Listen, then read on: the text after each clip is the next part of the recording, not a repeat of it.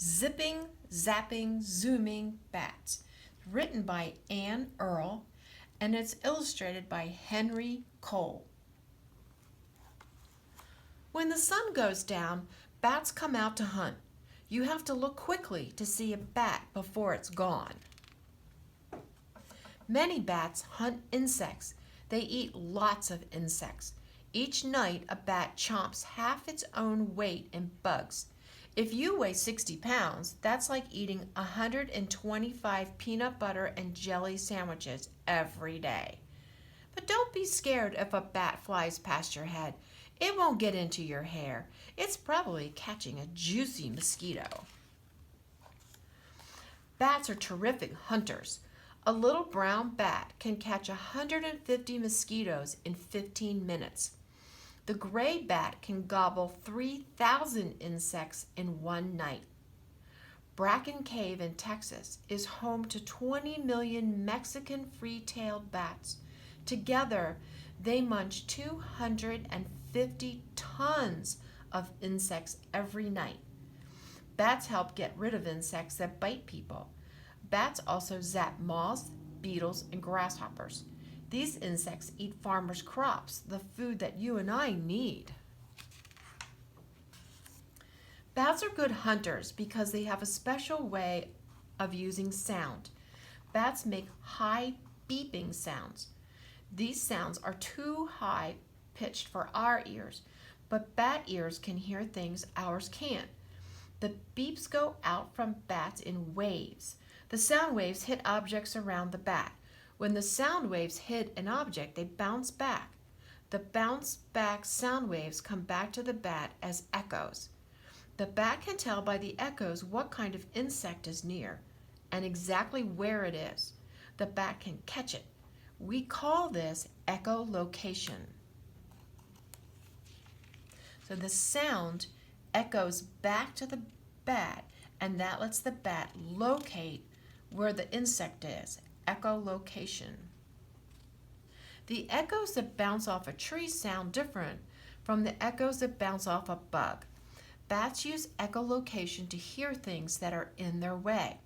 They can zoom fast through the dark forest and black cave tunnels. If a bat gets into your house, open a door or a window. The bat will echolocate and hear the opening it can use to fly out.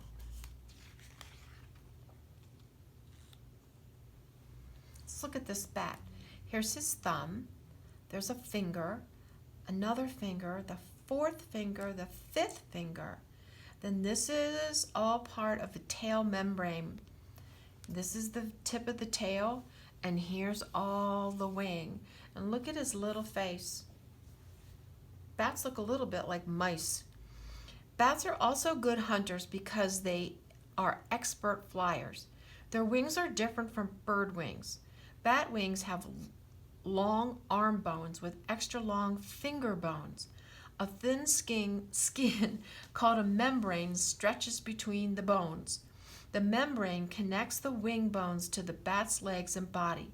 It may also join the tail to the legs. Bat wings are like webbed hands. A flying bat can move its wings much the way you can move your fingers.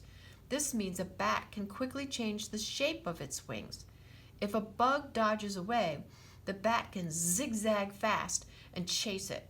A bat can catch a flying insect in its wing, flip it into its tail membrane, and then scoop it into its mouth.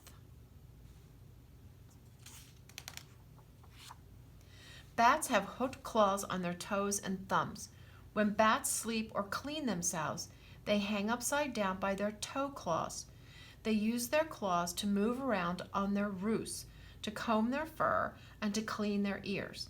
Bats keep themselves as clean as cats, using both their tongues and their claws.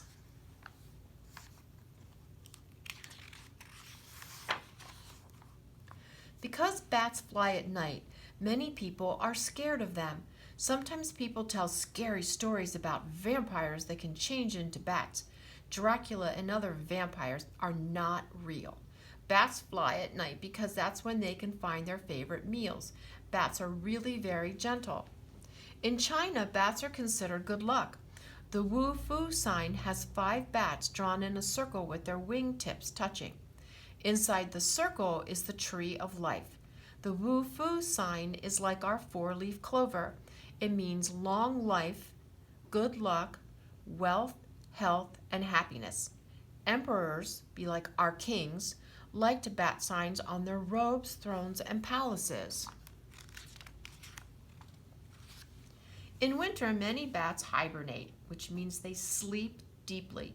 While bats are hibernating, their breathing slows down and their heart rate drops from 900 to 20 beats a minute. Hibernating bats need less energy to stay alive. Bats get ready for hibernation by stuffing themselves full of food, especially in the last weeks of warm weather. Their bodies store the extra food as fat. This fat will be their food through the winter. Sometimes when people explore caves, they kill bats by accident. If you went into a cave where bats were hibernating, you would wake them up. Then they would fly to another part of the cave. Each time that happens, the bats use up about a month's supply of fat. If they use up too much stored food, they will starve or not have enough food before spring, when they can hunt again. If you go into a cave in June or July, be sure to look for baby bats. If you do see pups, never touch or bother them. Leave quickly and quietly. Never touch any bat. Bats are mammals. They are the only flying animals that nurse. That means the pup feeds from the mom. Bat pups hang together in large groups called nurseries. Each mother returns to feed her pup at least twice a night. The pups need their mother's milk to live. If you disturb a nursery cave, the frightened mothers may leave and the pups won't have their milk. Besides disturbing their caves, many people harm bats by destroying their homes. People close off their attics and tear down old barns, and they seal off empty mines and cut down forests where bats like to live. Several kinds of bats are now in danger of dying out, which means we won't have any more. In some places, there aren't enough bats left to keep down the number of insects. Farmers lose crops, and mosquitoes can feast on us. People could use poison to kill bugs, but poisons are dangerous to humans, other animals, and plants. There are lots of ways that people can help bats.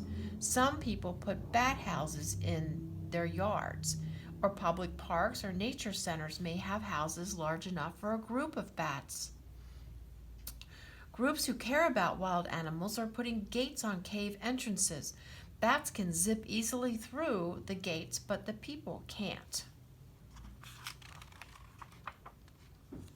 If a bat flies past you in the dark, listen very closely. Maybe you can hear the soft, fast flutter of its wings before it's gone. Even if you can't, you can be sure that the bat heard you. And what was that word he used so that he can hear you? Echolocation. The end.